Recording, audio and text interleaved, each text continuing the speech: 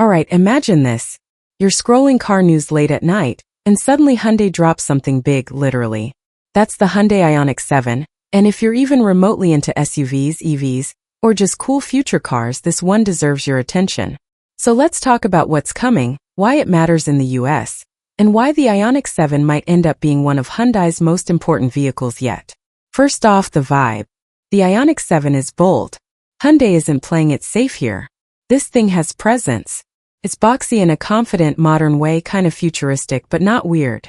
Think clean lines, a wide stance, and that signature pixel style lighting Hyundai's been leaning into. It looks like a proper full-size family SUV, not a bloated crossover pretending to be one. On American roads next to Tahoe's Tellurides and Model XS, it won't look out of place at all. Size-wise, this is a true three-row SUV. Hyundai is clearly aiming at big families, road trippers, and people who want space without going full-size truck. It's expected to sit above the IONIQ 5 and IONIQ 6, and closer to something like a Kia EV9, but with a slightly more premium, lounge-like feel. Now, quick correction before we go further, because there's been some confusion online. The IONIQ 7 is fully electric, not a hybrid. No gas engine, no plug-in combo. Hyundai is going all in on electric here, which makes sense for where the US market is heading by 2026. The upside is instant torque, smooth driving, and zero fuel stops. The goal is long range and fast charging, so this is something you can actually road trip across the states without stress. Hyundai is targeting a range that comfortably clears the 300-mile mark, which is kind of the sweet spot for American buyers. Enough to do daily driving for a week and still handle long highway trips. Charging speeds are expected to be quick too, meaning coffee break charging instead of guess I live here now charging. What really makes the IONIQ 7 interesting though is how Hyundai is positioning it for adventure. This isn't meant to be some fragile city-only EV.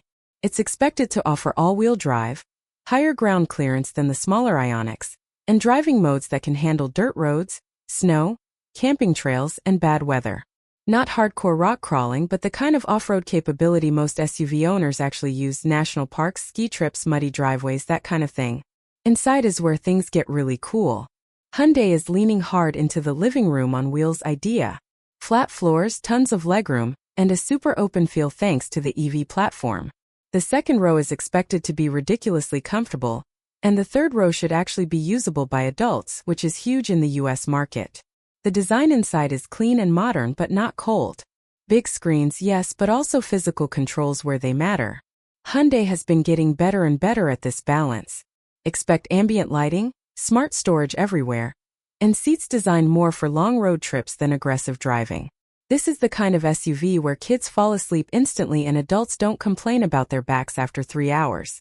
Compared to older Hyundai SUVs like the Palisade, the IONIQ 7 feels like a big leap forward. The Palisade is already one of the best three-row SUVs out there, but this is Hyundai saying, okay, now imagine that comfort, but quieter, smoother, and futuristic. Less engine noise, fewer vibrations, and a much more relaxed driving experience. Pricing is the big question everyone's asking. While nothing is official yet, the expectation is that the IONIQ 7 will land somewhere above the IONIQ 5 and below luxury brand electric SUVs. In the US, that likely puts it starting in the mid to high $50,000 range, with higher trims climbing into the $60s. Not cheap, but very competitive when you look at what you're getting: size, tech, range, and brand reputation. And that's really where the IONIQ 7 shines. It's not trying to be flashy luxury like a Rivian or futuristic shock value like a Tesla. It's trying to be a really good American family-friendly electric SUV. Comfortable, spacious, capable, and easy to live with. By the time it hits US roads toward the end of 2026, the IONIQ 7 could end up being the EV that convinces a lot of gas SUV owners to finally make the switch. If Hyundai nails the pricing and range, and honestly their recent track record says they will, this could be a game changer. So yeah, if you've been waiting for an electric SUV that feels big enough, practical enough, and familiar enough for American life, the Hyundai IONIQ 7 might be worth waiting for. And trust me, once you see one in person, it's going to be hard to ignore.